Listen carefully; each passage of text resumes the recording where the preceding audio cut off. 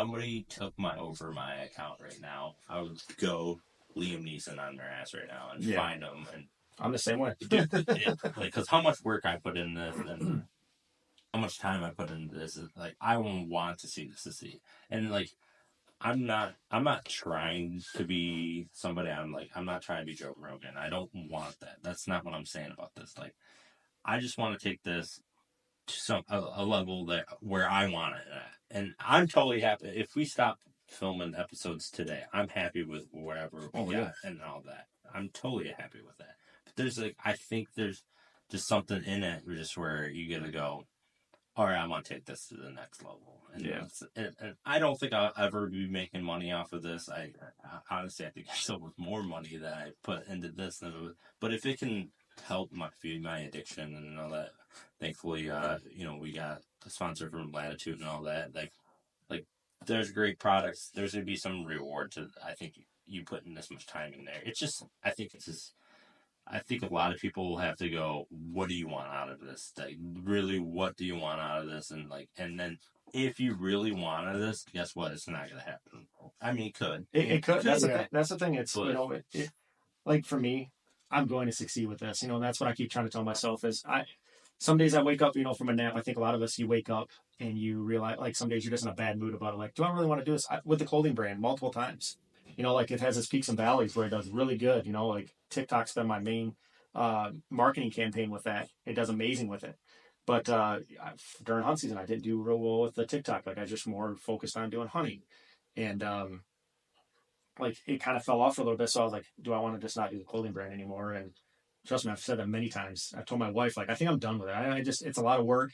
I do stuff for, I think 3 or 4 more clothing brands. I print for them, and I run 2 of them. I run their websites for them. They get the orders come right to my. I have it set up where I have all their back end of their website. I fulfill their orders. I ship them out for them. So like it's a lot of work. It's a lot of stress sometimes, like dealing with because how it is. Like you just sometimes you just want to relax, and unfortunately, owning a business, it's not a 9 to 5 job, and that's where like I've got one of my closest friends never owned a business in his life, and I've tried to explain to him a million times. Like he's like, you got to take a break for yourself, or you got to do this or that. I'm like, dude, I don't. My mind does not shut off. It doesn't. Like I'm constantly thinking about things, especially now with this YouTube. I'm watching YouTube videos. It seems like I'm just laying on the couch, being a bum or whatever, but it's ideas. Come up with humor. Like in a couple of my videos, I had multiple people. Like I love what you did with the whole like I'm sitting here talking all serious or whatever, and I'm like, oh my gosh, look at that! I'm pointing up in the sky, and the subscribe button pops up because it reminds you. Because that's the thing. Like you hear in every video, subscribe, subscribe, subscribe. People don't understand how much that does for a channel. It's great for a channel. Watch hours because then in your phone, we all get notifications on our phones that pop up. I just did an upload. Hit that bell so you get a notification. It's kind of explain it, but be funny about it because I know more have to do it. It's just not. They'll remember that because they remember that because they're my TikTok. Like, hey, I see what you did with that. Was funny. Or I don't know if you have Snapchat, but I always put when I'm editing the videos like funny parts, I'll put in my story, and that always kind of like spark the like oh I can't wait till the video comes out because that's funny. Like I'm putting the little movie bits in there of like funny sayings and stuff and. Right. Like I'm so addicted to it right now, and the clothing line is like it's still doing great. Like I'm not doing as much as I used to because I just haven't been pushing as hard because I'm more on the YouTube channel now. But always from the get go, the YouTube channel was to drive the clothing line. I wanted to get out what I want. I guess the best way to put this is I think about this on Christmas when we had Christmas in my house a couple years ago.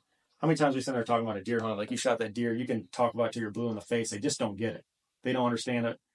I can show you, like they're probably sick of it. Some of my family doesn't even hunt. Some of them were like, oh, let's watch the next one. Let's watch the next one, and I can show you that whole story now. Right.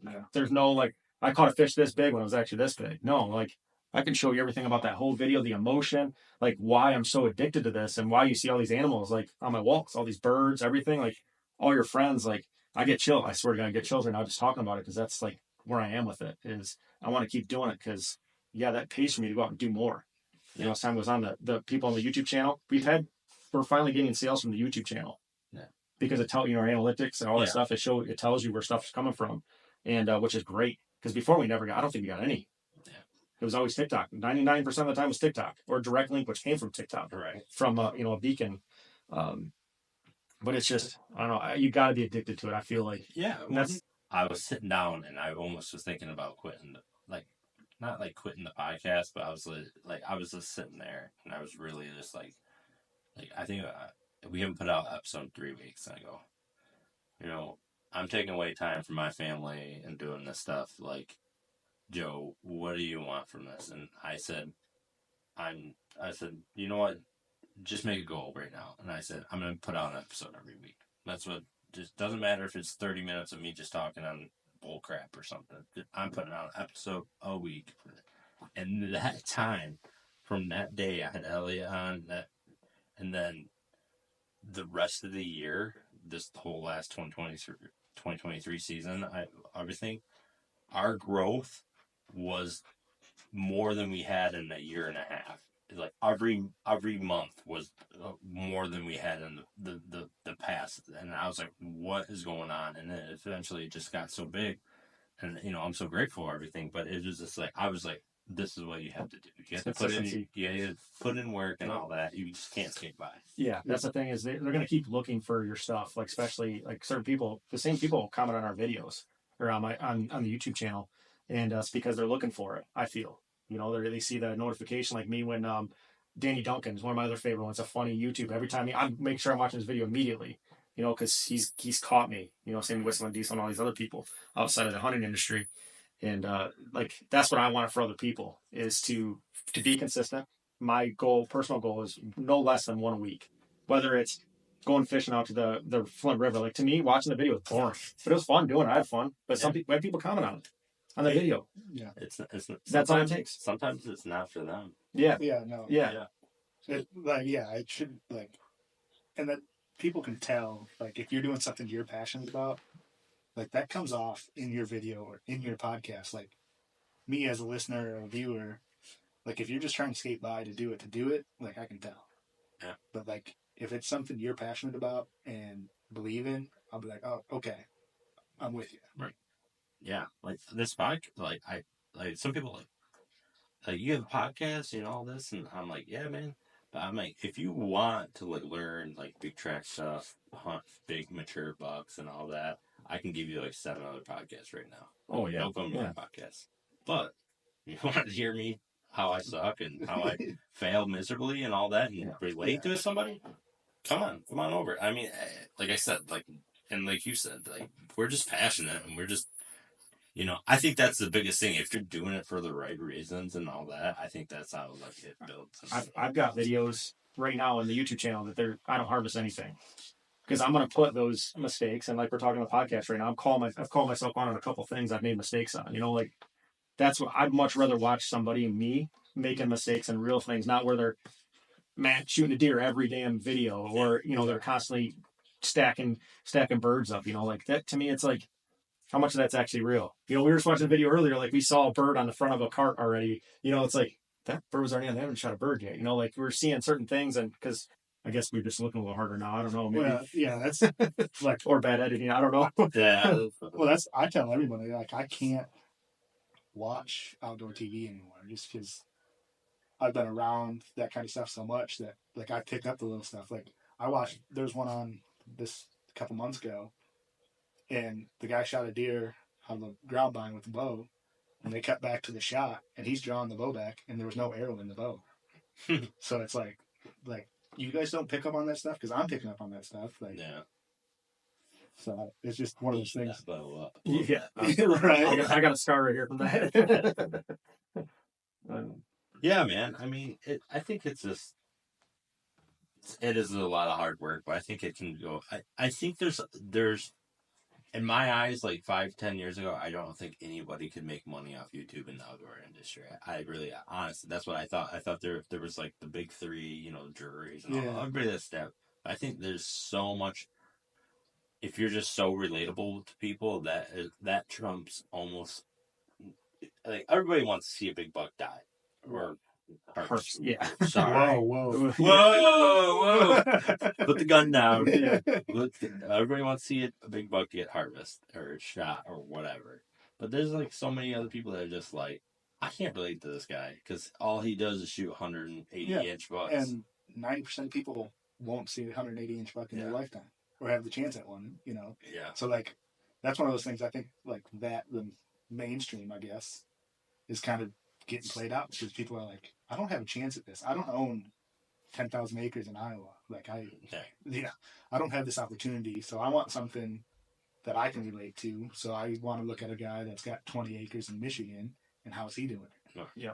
That's like Chris B. I watched. Yeah. You know, he's hunting in Michigan. You know, on one of his episodes just recently, I was like, that is cool as hell. Seeing in our home state, like he's a big hunter.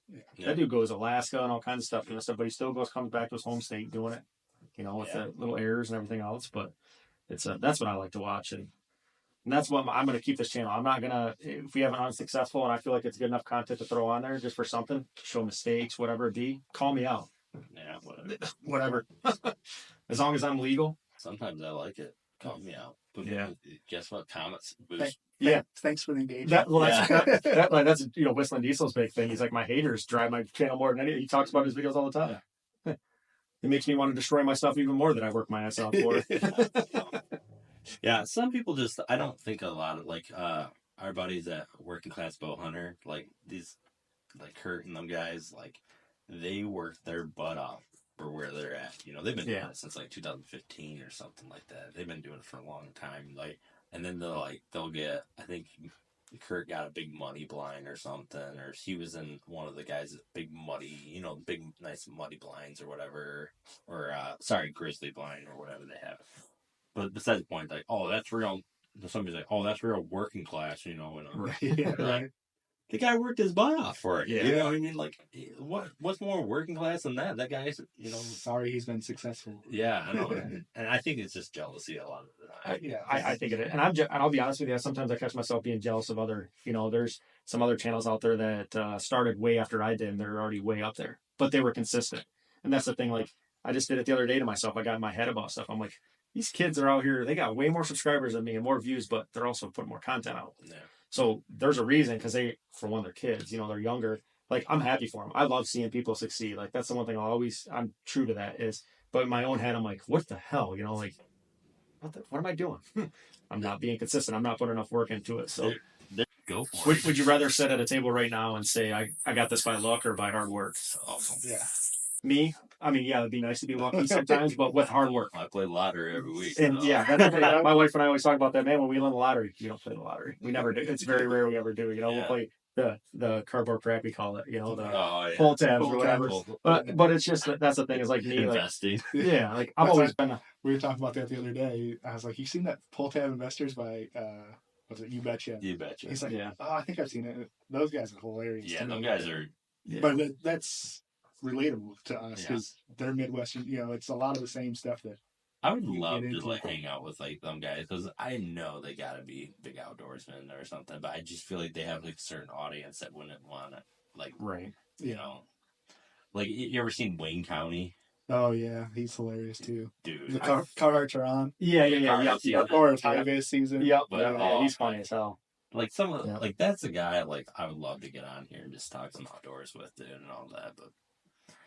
We want to get into a little bit about turkey, I guess. I mean, as of right now, it's kind of just been talking. Logan, he can talk about his, what he did last year, obviously. But that's kind of the thing I wanted to do this year was kind of touch the states that touch Michigan rather, if we can. It's just obviously with his time and my time, just getting out there and doing it, but definitely getting a Michigan bird without a doubt. Like that's my main focus right off the get go. And then if I got TikTok's created some great friends. I got a good friend in Iowa now. We got good friends in Pennsylvania. Wisconsin, all these other states that are pretty close to Michigan that we can get out to. I feel like I'm getting to that point too, because I've always said, I think in even a recent podcast talking with you, is turkey hunting is my number 2. And deer season deer was 3, and that might be changing for me. With getting my feet back wet and do it again, and just something about turkey hunting. It's just that for me, it's I don't think I've ever been so frustrated hunting that I have with turkey hunting, but I still wake up every morning. I'm going hunting. I drive up to, I have a property, buddy has a lot of property pretty far north of here, waking up every morning, driving there. For a while, I was driving over like St. John's area, like 2 years ago, trying to get a turkey. I drove out 4 or 5 times, to try to get a turkey and never got one, but I still woke up wanting to do it. There's mornings where I'm like, I don't even want to get a scout. Yeah. Deer hunting, I don't care. But turkey hunting, I still get up. I don't know what it is about turkey hunting. Why it drives me so much. For me, it's the interaction you have. Like, right. Sometimes you can call a deer in, rattle a deer in, run a buck in, whatever. But 9 times out of 10 with a turkey, you're attracting them. They're not just passing through. Right. So And your I think that's interaction what- with them is what Yeah. is the main driver. Yeah, I don't know. I just love it. I do talk about that, with the interacting thing. You call and they call back like that. Always that gobble. You're a turkey hunter. I was just talking to my wife. She sat down with us while we were watching a turkey hunting video. I was like, Emily, when you're out there, it almost feels like they vibrate you when they're gobbling. yeah. It's something. It's like a phenomenon, especially when they're drumming and stuff like that. Whole it's you can't explain it until somebody's actually been a part of it. You got to be out there. Video will never show justice. How loud that gobble is in the woods, especially when they're close to you, Yeah. or even off in the distance. You're like, oh my god, that feeling you get in your whole body. The hairs on the back of your neck. You're like, oh, this is it, baby. Yeah. Matthew's got that little kickstand, which I got for my Phase 4 that I already sold Awesome. because I tore my shoulder this year, which was awesome. Shoulder injuries are awesome. Yeah, especially archery. I sold it on purpose so I wouldn't shoot it because I will. I'm stubborn. Yeah. I wanted to make sure I gave myself ample time to heal because I need my shoulder. I was fire department and everything else. And I have a torn rotator cuff, and I was like, oh man, I can't do this kind of amount anymore. I can do right, Yeah. it is the worst thing for you. It's so much more muscle. yeah. But I'm good now. Like we went and shot the bow. Like I was super nervous. I said, I want a 60-pound bow, if you would. 60-pound at most. I want to see what it feels, and it felt great. I feel good. Like the other day, I have a dumbbell. Actually, Logan's like, "What are you doing?" I had a dumbbell sitting next to her. I'm doing little exercises now. It's like my own little physical therapy, like pushing it up in the air, like trying to build that back up because I haven't done anything like strenuous outside of fighting fires. But I'm still like favoring not my other shoulder, so I'm not bothering this one. But this one's perfectly fine now. Yeah, I had 2 tears in the rotator cuff. Doctor told me it's just probably a strain, But we had a house fire, a mutual aid fire. The whole kitchen ceiling fell on me and another guy, and the whole thing down at once. All the drywall, which is heavy when it's wet. Yeah. The other guys were on the other side of the house. Fire was coming from the garage. But anyways, it all fell on us. A lot of weight, hurt like hell. And then it didn't hurt for a while. But then I started shooting the bow a lot more and stuff. And I think it just kept agitating and wasn't allowing it to heal properly. And finally, I was like, I had enough. My knees were hurting and my shoulder was the worst. And doctor's like, your knees is this and your shoulder is probably this. If you want to, you can go get a ultrasound or whatever scan on your shoulder. Yeah. CT scan. Yeah, CT scan. So I'm like, what? I want to do it just because of I want to be able to shoot a bow again. I want to be able to do this. And I got a thing that said you have 2 tears in your shoulder. Yeah, if you don't heal within this amount of time, physical therapy, not surgery. No. So I sold the bow. I literally that day when I found out, I put it up on a Matthew's page and sold it to a guy in Georgia. Sold all of it, which I shouldn't have done all of it, but I never, me personally, I shot a lot back when I was big into archery when we had the shop and stuff. You were my archery tech, bro. Yeah. I've worked on a ton of people. We just met somebody while we were out to lunch today that I worked on. You potentially ruined my life. I think I did a lot of You people. were my dealer. Yeah, You were right. the plug. Right. The plug for It's archery.